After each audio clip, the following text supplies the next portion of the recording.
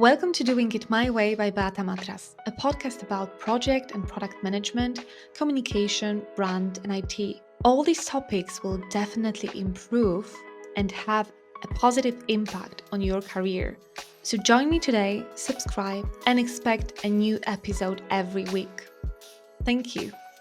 Hello, everyone. So let's begin this podcast a little bit differently today. And today I'll start with a definition.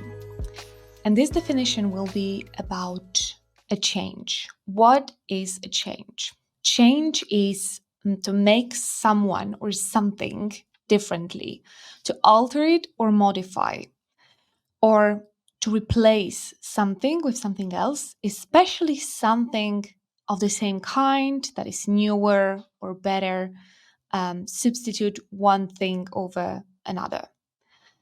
And a change is also an act or process through which something becomes different.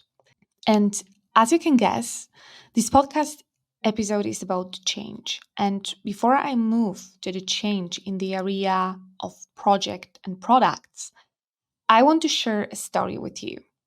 And naturally, it's a personal story, as I firmly believe that we bring our whole selves to work, just as we are in our private life. Maybe a bit more covered, a bit more distant, but still we are people. And we have certain values, behaviors, needs, hopes, dreams, and goals. And I'll start my personal story with a statement that we all have the A and B sides of life stories, of professional stories that we share. And this concept was shared by Gina Gottlieb in one of Delaney's podcasts. And I will link this episode in a podcast later on. And Gina is a co-founder and the COO of Latitude, and she's also one of the 500 most influential people in all of Latin America, according to Bloomberg. And lately, or during my whole life, I was sharing a lot of my A stories, where I excel and I'm competent and successful. But it's not always like that. In some areas of my life, I had a very tough lessons this year. And during the last year, I was managing change a lot. And it started with moving back to my parents without getting too much into like personal details. As a 29-year-old woman, I needed to come back to my parents' home. And at the end of the year, I experienced what I thought was a massive life failure. And and then changes came. Then some dietary changes happened, leading to physical changes and incorporating more sport into my life. And then I went through half-year long new apartment renovation, even though I planned to do it within like 2 months, as my project management skills are excellent. But then an unexpected change came and my apartment got flooded. Well, and instead of moving in March, I moved in June. And during this time, I mostly dealt alone with, construction workers, managers in markets, electricians, engineers. And right now, I believe I could lead like very successful projects in a construction industry because it taught me how to speak with different levels, how to negotiate, how to check if someone is not like omitting the truth. And and the most important, how to trust my intuition and senses about people, and how to ask for help, or better, to understand the consequences of not asking for help, which is not always easy to ask, but we all need to do that if we don't want to end up in a hospital. So this half a year was challenging, but it was also the happiest time of my life. I mean, maybe I wouldn't say maybe I wouldn't say the happiest, but the most fulfilling time of my life. Because even if it was like difficult and I had to like wake up every day at 5 a.m., I was going to the gym, then visiting my apartment, going to the markets, buying stuff, then going to work, doing the job, and then again coming back to the construction side. And at 11 or 10, or even like later, I was coming back to bed again. I and it was difficult, but I never felt more passion and energy. And I realized it was partially because I finally had a specific goal, my biggest dream, my goal that I had for the past few years, my brand new apartment that is just mine. This is just mine place where I have four different chairs. I have a lot of paintings and art, and it's just, completely mine. So I was waiting for that for a long time. It took me more than 3 years to get it. As when I bought it and started investing into that, it was a hole in the ground. And after 6 months of the construction working and renovating and getting things done, I finally moved into my apartment. And then, not getting into details, a lot happened, resulting in an operation and a longer leave at work. But at the end of the year, I was still fit. I gave up gluten, alcohol, cigarettes, and for the past few months, I was still doing a podcast regularly. And I even did a 10-kilometer run without stop, which seemed impossible as I hated running in the past. And I did change in the past many times.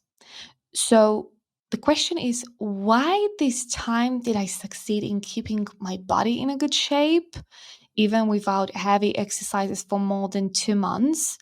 I achieved most of my goals, apartment, travels, and similar, and I came back to podcasting. Well, that's what I'm going to dive into later. But before that, let's focus on change in projects and products. Basically, projects and products are a constant change. In product, we change user behavior. Yeah, we want to change a user behavior by maximizing outcomes, or we want to make an impact on the organization. And within, for example, Agile Manifesto, we again have this four value, which is responding to change over following a plan. And in Scrum, we also have three pillars: inspection, transparency, and adaptation. And let's dive deep into them for a while. So, first, we have transparency. This means presenting the facts as they are, being honest with the team, with the client, with stakeholders, and with ourselves. It's all based on trust to each other and having the courage to keep each other informed about either it's good news or bad news. And that needs a lot of self awareness and courage, getting rid of the fear of being, maybe cursed by a client or manager or stakeholders for not doing a good job, which, is not according to their expectations. And then we have inspection. And in inspection, we are like getting out of the comfort zone by, for example, showing the imperfect version of product at the end of each sprint to the customer to gather valuable feedback. And if the customer requirements will change, we, of course, cannot complain. We need to make adaptations to the product in the next iteration. And then we have this adaptation. An adaptation in this context of Scrum and of product is all about continuous improvement, the ability to adapt based on the results of the inspection, being able to change, to introduce the necessary changes from client perspective, changes to requirements, whatever, and be ready to face the resistance also. But that's the adaptation. Yeah, we are incorporating the changes that we found useful if we connect it to like the first two steps, which is transparency and inspection. And also in projects or in business, there is like this whole area called change management. And it's a complementary component of project and product management world. So what is the change management?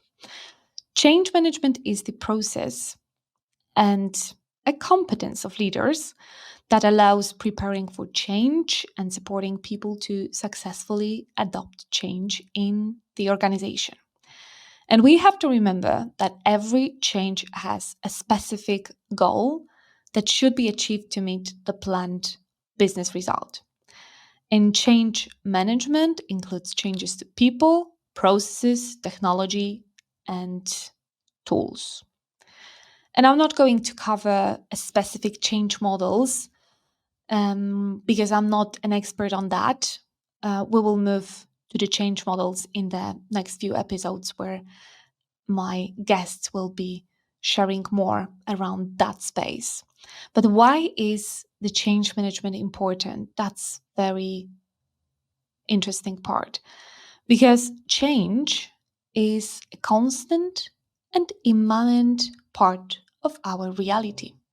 And I know it sounds like cliche again, but it's good to have the tools and the knowledge how to successfully implement the change and not waste our energy and time and not self sabotage ourselves. And today I'm going to speak more about a change curve, which is also called Five Stages of Grief, developed by Elizabeth Kubler-Ross.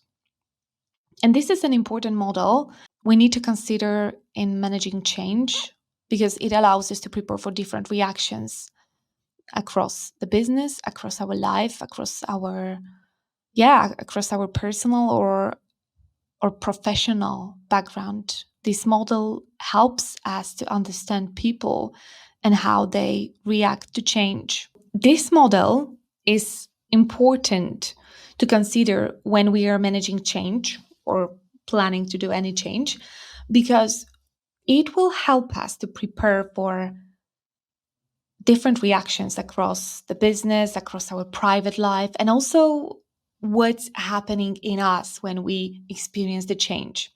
And it's also the complementary to many other change management models. And there are 5 stages. So let's begin to dive into the stages. The first one is denial. This stage involves team members dismissing the need for change and why. It's it's important then to address their concerns with transparent communication and basically explain people why we are doing the change. But yeah, we cannot argue that the denial part will appear, that people will not want to agree on the change happening. Yeah.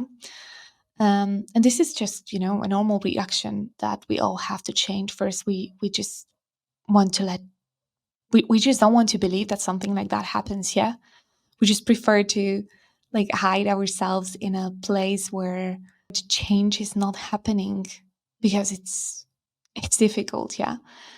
And then after denial, there's the second part, anger. And anger, a change is usually driven by fear and getting people out of the comfort zone. And again, the solution for that seems to be a clear communication and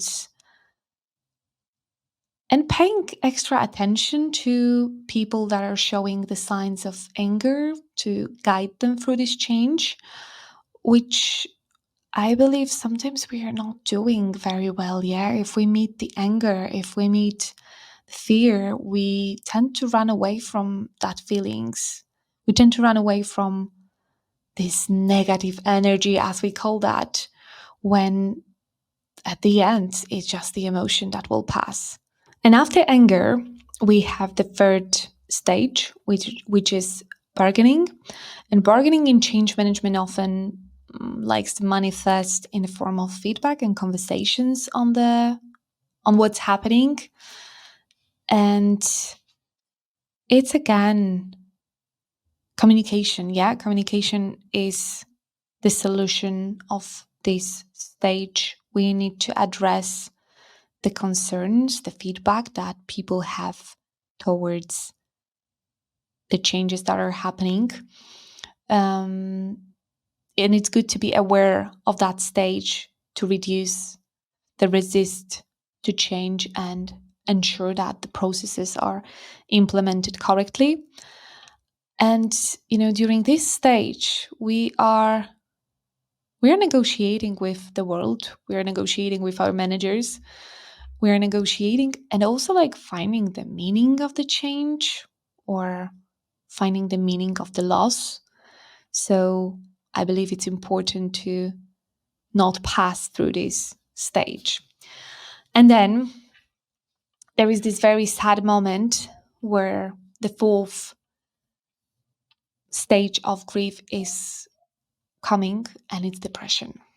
It always brings some dip in productivity, yeah, because we all need to feel sad. Then that's okay. Yeah, it's okay not to be okay. That's what some people say. And I think it's true. And I think it's good to give ourselves a space to actually go through that depression period. And yeah, there are like solutions, in change management that we should like give appropriate rewards and incentives to motivate people and make sure that this new change will happen. But I also feel and think, and I'm sure that, not letting yourself feel sad for a little amount of time is not the right way, because sooner or later these emotions will come back. So it's better to feel it now rather than, put it. I mean, if you don't have a space right now, you can let yourself like wait for now. Okay, I need to like be prepared for now. If especially if you're a leader, you cannot like feel sad. But on the other hand, you need to know the cost that sooner or later it will come back. And you will need to go through this depression to close the cycle. Because if you will go through that period of depression, then the acceptance is coming. And we can celebrate the acceptance and incorporation of a new change and its success. Yeah. So that was the model that I wanted to introduce, because this year I went through it. I think every month something like that happened, and I needed to go through through this model again and again and again. And I felt that dips in productivity, but still I was like, okay, yeah, I feel it now, but it will pass and it will get better and better. But we need to also understand that we are not, alone. We are working with people. So it's good to let others move through these 5 stages in their own pace. And if the pace is too slow for us, maybe sometimes we can do something to support these people to help them move through it a little bit faster, or maybe it's not possible. So, moving to conclusions. First thing we need to remember is that change is not always a positive experience, because it's also the process of disintegration. Disintegration of our old habits, of our old personality, of our old patterns, of our old identity. And then something is fighting back, yeah? The resistance to change appears.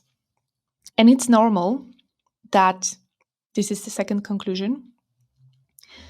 The resistance to change will appear for sure, because no one wants, even if on a logical level we want to change, emotionally, we don't think that it's good for us. And we are not, very often, we are not like logical creatures, we're more emotional ones. So we know that the resistance to change will appear. And during this year, I met a lot of resistance, and I tried to self-sabotage myself many times. And I met the change opponents or demons, as we call them. Or we can call them the four horsemen of the apocalypse, as one of the most effective business and sport coaches in Poland calls them. So the first is fear. And fear, in other words, can be called the imposter syndrome. And that's what a lot of experts is experiencing, feeling that they are not enough, not ready, they are frauds, they are put on the position by accident, and sooner or later they will be exposed and they will lose it all. And coming back to my story, to my personal story, during my apartment renovation, I basically didn't have time to think if I'm scared of calling someone or not. The only thing I could think about was how the hell I'm going to do that. And if I don't know how to do that, who knows? And that's how I kind of embraced the fear by doing. And then the next demon is pain. And we tend to run away from pain. We don't like pain. And sometimes by running away from pain, we are auto sabotaging ourselves. And it's again connected with fear and with pain of disintegrating our old identity. And I don't want to say like the ego is dying. No, but the old habits, the old identity we thought is us is is gone. We are not going to do the things in the same way we did in the past.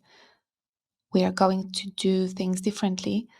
And in the beginning of every change of the behavior of the company change, organizational changes, we need to experience pain. For example, by learning new tools or new processes, it's painful, isn't it? Or, for example, running. At first, it's very painful, but with time, it becomes easier. But yeah, we tend to find a lot of ways to auto sabotage ourselves, and we need a lot of self awareness to actually not let ourselves to break what we have achieved so far. Then the third one is uncertainty, which we can call as the possibility of failure, of losing control, risk that we will not get where we want. And during the last year, I didn't know if I will get the money back from the um, insurance company, for example, or if I will move in April, May, June, or July, or later. And I was scary, but yeah, finally, without expectations, I just knew the goal. I want to finish this apartment, not by a certain date. I just want to finish renovating that. That was the end goal, and move in. I kind of could manage the uncertainty. And then we have a discomfort. And we are getting, by change, we are getting out of our comfort zone. Yeah. And sometimes this comfort zone is a small hell we like to create for ourselves. Like this is a cage crafted from our beliefs, traumas, social expectations that we tend to believe we need to fulfill to be liked or accepted, or just to maintain the status quo, just to maintain so called peace. And this comfort zone was my parents' house with its bright and dark sides, but always warm and ready dinner. And that was my comfort zone.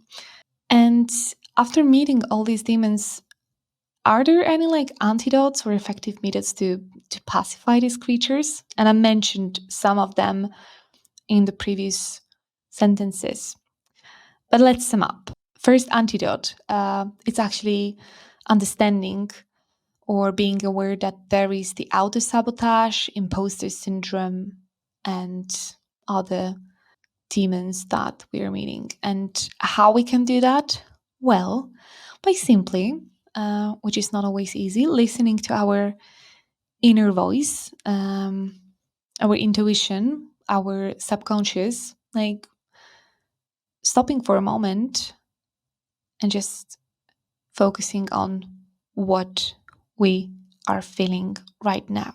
And we need a lot of self-awareness for, stopping and actually calling our emotions by name. But yeah, that's the part of our learning process, isn't it? We are all responsible for actually expressing what we are feeling to not hurt ourselves and not to hurt other people, especially at work.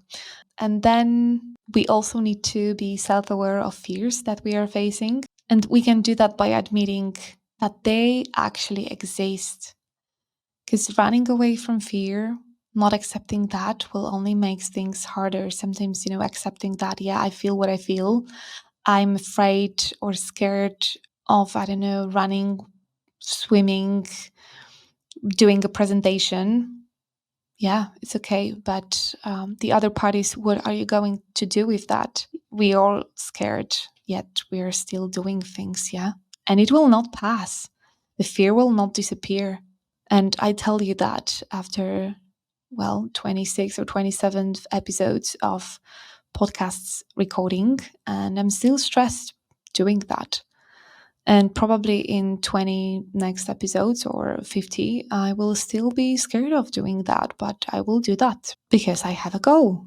Then let's move next. How to manage uncertainty. So, in project management, we introduce risk management, mitigation plans, risk logs. In short, we prepare a list of challenges and diverse strategies to overcome the risks or accept them. And we might also find ways to avoid certain risks altogether. So it's simple, yeah. Just basically think about the challenges, list them, and find ways to overcome it. Yeah, sometimes, it's even like easier to list the challenges and think about what's the worst thing that can happen. And then say, like, oh, okay, if that's the worst, then, well, probably I'll survive. Nothing's That's not that scary, yeah. I handled like different situations in the past and I survived, so why not this time? And the last thing, which is discomfort. So in this case, we tend to rely too much on our motivation rather than self discipline and commitment. And yeah, to overcome the discomfort, we need to rely on the trust that we have to ourselves, on the self respect, on discipline. And it's about keeping the promises to ourselves and others and committing yourself or myself to starting today to approach things in a different way. And that's definitely not easy. I didn't say in the beginning that it's easy and this year was easy. No, this year was the challenging one. So that's why I'm sharing my kind of thoughts on what helped me to move through that year and finish it with a different perspective.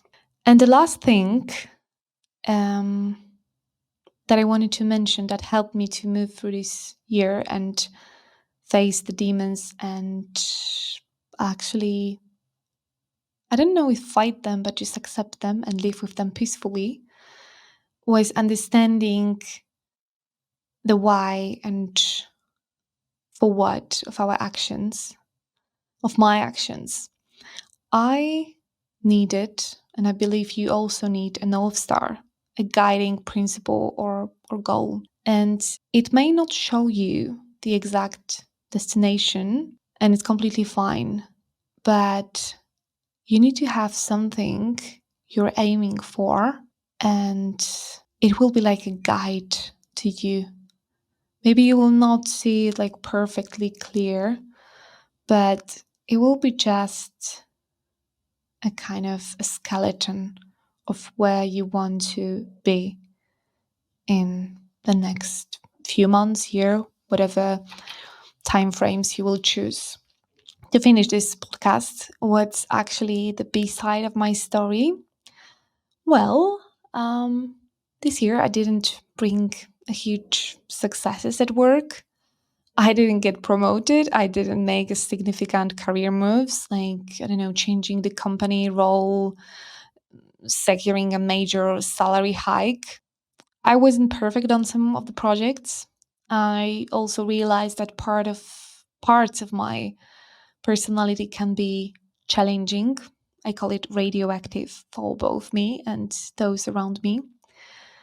And that I love planning, sometimes to the point of being a little bit of a control freak, and I can be difficult to work with.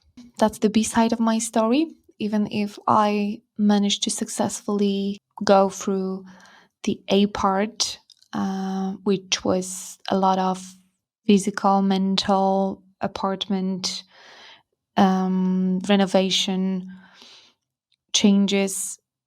I also had like the B side of my story this year, mostly around professional career, which is okay because sometimes we cannot be perfect in everything, yeah. And by embracing my dark sides and also like these A and B sides of my personality and my professional part, I realized that I also have some talents that I'm developing and get more courage to actually act according to my values. And that's okay. My priorities were different this year. I experimented a lot in my work, in my life. I traveled extensively and fell in love with private and professional life again. And this year was about experimentation. And the next one will be about doing things my way. And at the end of this podcast, I encourage you to do the same, to make mistakes, to learn, to experiment, and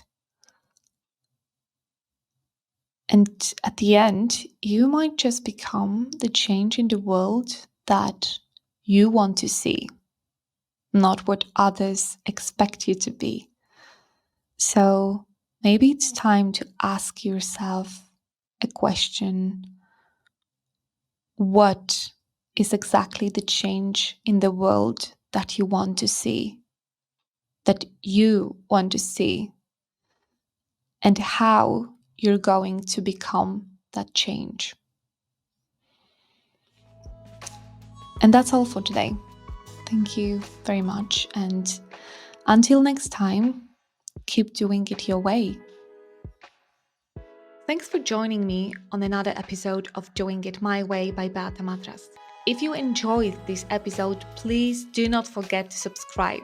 Remember, this podcast is a dynamic journey and your feedback is very welcomed. Connect with me on social media. I would like to hear your thoughts, questions, and topic suggestions. And stay tuned for upcoming episodes. And until next time, keep doing it your way.